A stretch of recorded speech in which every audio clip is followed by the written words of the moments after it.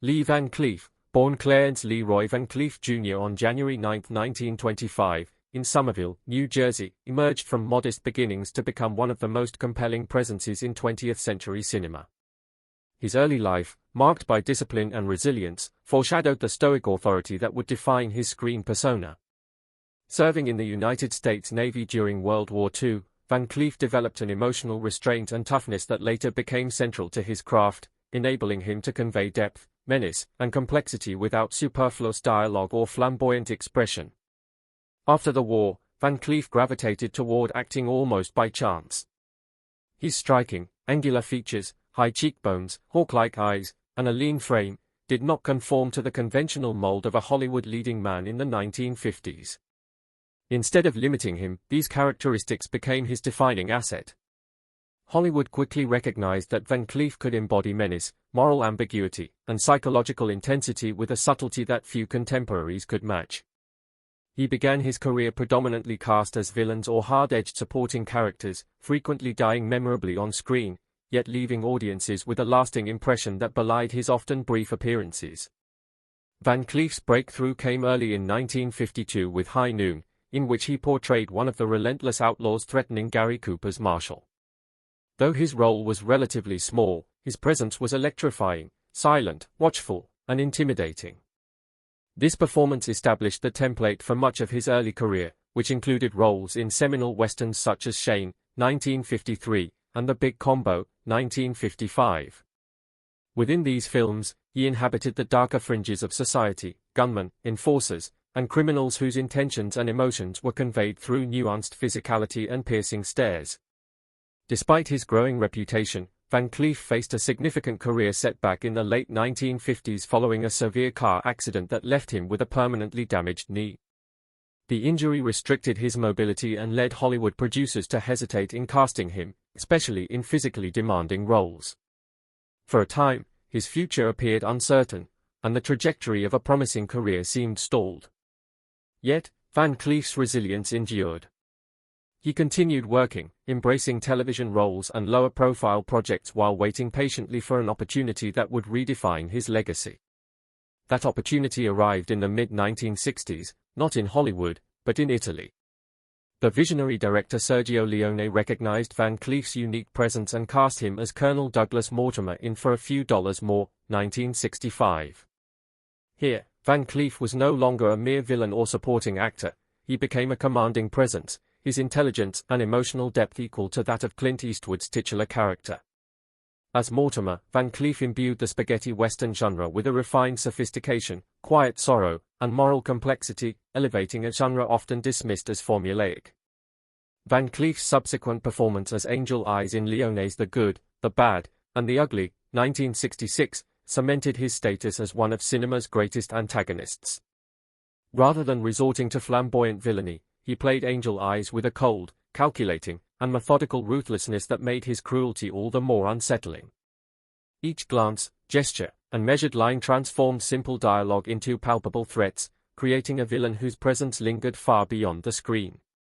Throughout the late 1960s, Van Cleef became a cornerstone of European westerns, starring in films such as Day of Anger, 1967, The Big Gun Down, 1966, and Death Rides a Horse, 1967. These roles allowed him to explore characters motivated not merely by malice, but by complex personal codes, revenge, and honor. As he aged, his authority on screen deepened, his performances imbued with experience, danger, and mythic resonance. Van Cleef exemplified the anti-hero of the Western, a figure both feared and respected, morally ambiguous yet undeniably compelling. In the 1980s, Van Cleef continued to adapt to a transforming industry. He appeared alongside Patrick McGoohan in The Hard Way, 1980, demonstrating that his presence could still dominate a frame. That same year, he introduced a new generation to his icy charisma in the martial arts hit The Octagon, opposite Chuck Norris. Van Cleef's portrayal of a calculating antagonist proved that age and experience could outweigh youth and spectacle in cinematic intensity. Further roles, including a supporting turn in John Carpenter's cult classic Escape from New York, 1981, reinforced his enduring appeal. Though not always in the central role, his presence lent authority and gravitas, elevating any project he joined. television offered another avenue for reinvention. In 1984, Van Cleef played a wise and formidable ninja master in NBC's The Master. Despite the series' short-lived run of 13 episodes, it showcased his adaptability and ability to translate his commanding presence into new genres. In the mid-1980s, he continued international work, appearing in films such as Code Name, Wild Geese, 1984, and Armed Response, 1986, demonstrating versatility across diverse cinematic landscapes. Off-screen, Van Cleef's life mirrored the discipline and intensity of his screen personas. He married Patty Ruth Cale in 1943, and together they raised 3 children amidst the ordinary trials of family life. The marriage ended in 1958, a personal turning point that coincided with the challenges of a demanding career. He remarried in 1960 to Joan Marjorie Dra, a union that lasted until 1974, reflecting the ongoing tension between personal stability and professional ambition. Finally, in 1976, he married Barbara Havalone, who remained by his side until his death in 1989, providing a lasting sense of companionship and steadiness in his later years. Even as he portrayed impenetrable characters on screen, silent gunslingers, ruthless villains, and hardened survivors, Van Cleef was a keen observer of human emotion. Later in life, he spoke candidly about the celebrity deaths that affected him profoundly, offering insights into a reflective and sensitive interior world. Among those whose passing left lasting marks were Gary Cooper, Robert Ryan, John Wayne, Richard Boone, Henry Fonda, and Sergio Leone. Each death represented more than the loss of colleagues; it symbolized the fading of values, artistic integrity, and mentorship that had shaped his understanding of cinema and his craft. Cooper's quiet authority, Ryan's moral darkness, Wayne's mythic presence, Boone's fearless dedication, Fonda's decency, and Leone's visionary guidance each contributed to the contours of Van Cleef's artistic sensibility. Van Cleef's later life was marked by health struggles, including heart disease and throat cancer. Despite these challenges, he remained professionally active, a testament to his enduring dedication. His work ethic mirrored the stoicism of the characters he portrayed, disciplined, unflinching, and deeply committed to the craft of acting. On December 16, 1989, Lee Van Cleef passed away at his home in Oxnard, California, from a heart attack, with throat cancer also noted as a contributing factor. His death concluded a career that had spanned nearly 4 decades, comprising over 90 feature films and more than 100 television appearances. Van Cleef's legacy resides not merely in the quantity of his work but in its distinctiveness and influence. His angular features, steely gaze, and commanding presence created a new model for villainy and moral ambiguity in cinema. He reshaped the archetype of the Western anti-hero, transforming simple genre conventions into explorations of ethics, power, and human complexity. Interment at Forest Lawn Memorial Park in the Hollywood Hills, marked with the epitaph, "Best of the Bad," commemorates a career defined by mastery, charisma, and indelible presence.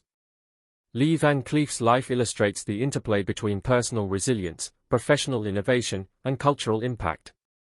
He embodied the duality of a man who thrived in portraying ruthlessness on screen while nurturing observation, sensitivity, and reflection of it. By refusing to fade quietly into obscurity, adapting to new cinematic forms, and honoring the legacies of those who inspired him, Van Cleef became a touchstone in genre cinema, one whose work continues to resonate. In both life and death, his presence remains commanding, a testament to a career built on skill, discipline, and unwavering authenticity.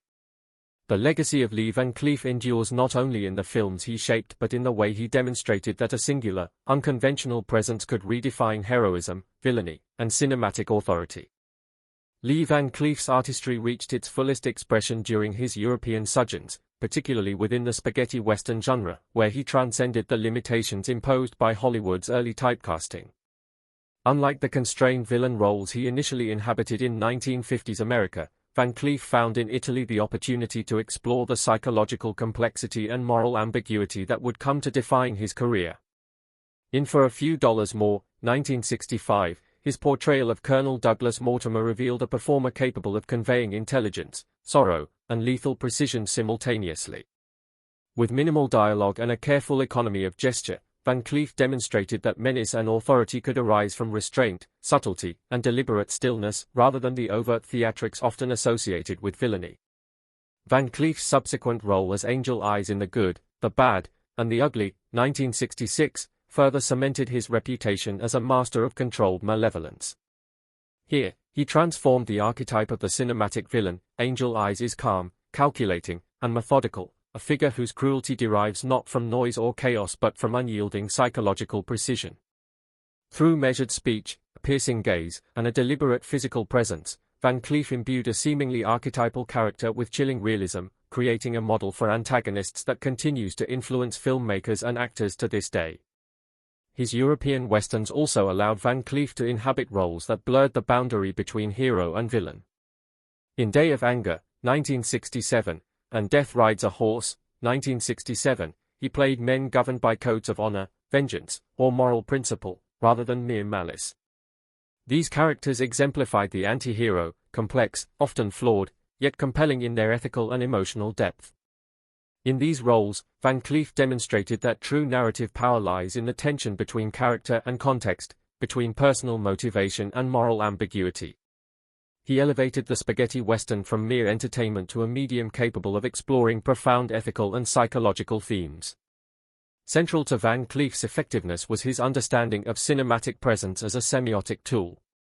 Directors like Sergio Leone recognized that Van Cleef's physicality, his angular features, hawk-like eyes, and deliberate movements, could communicate narrative and emotional meaning independently of dialogue.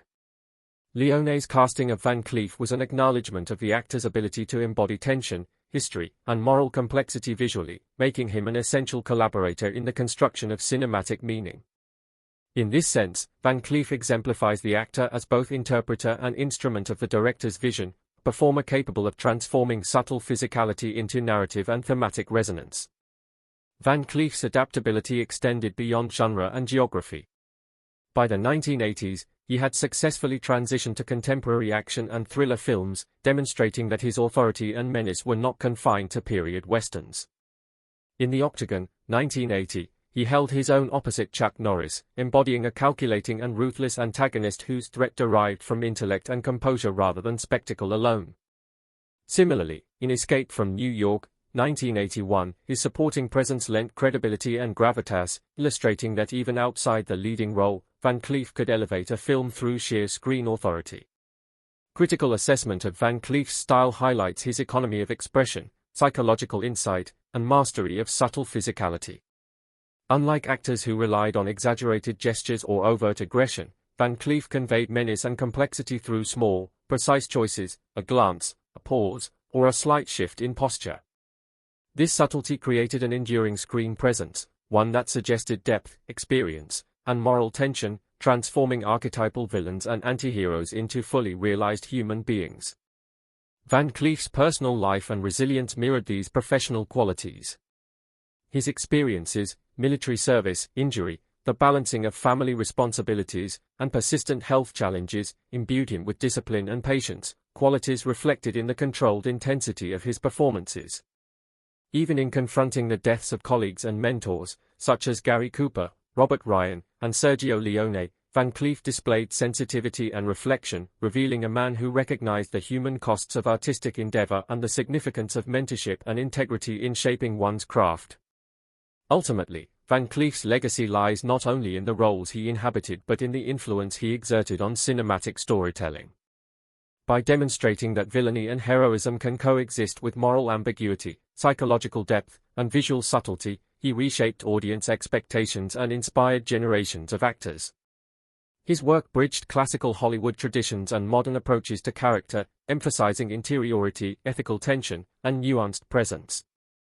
Van Cleef's career illustrates the power of craft, adaptability, and the enduring resonance of a singular, disciplined screen persona, one that continues to inform both scholarship and cinematic practice.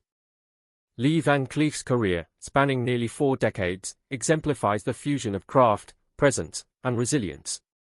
From early typecasting as a villain in Hollywood westerns to his transformative work in spaghetti westerns, Van Cleef redefined the anti-hero and the cinematic villain, demonstrating that menace could coexist with intelligence, moral complexity, and emotional depth. His collaborations with visionary directors, particularly Sergio Leone, allowed him to explore nuanced characters whose authority and subtlety elevated genre cinema. Beyond the screen, Van Cleef's life reflected the same discipline and perseverance that characterized his performances, navigating injury, health challenges, and personal loss with unwavering commitment. Remembered for his piercing gaze, angular features, and controlled intensity, he left an indelible mark on film history. The epitaph, "Best of the Bad," encapsulates a career that transformed archetypes and inspired generations, ensuring that Lee Van Cleef's legacy endures, not merely as a memorable villain, but as a master of cinematic nuance and timeless presence.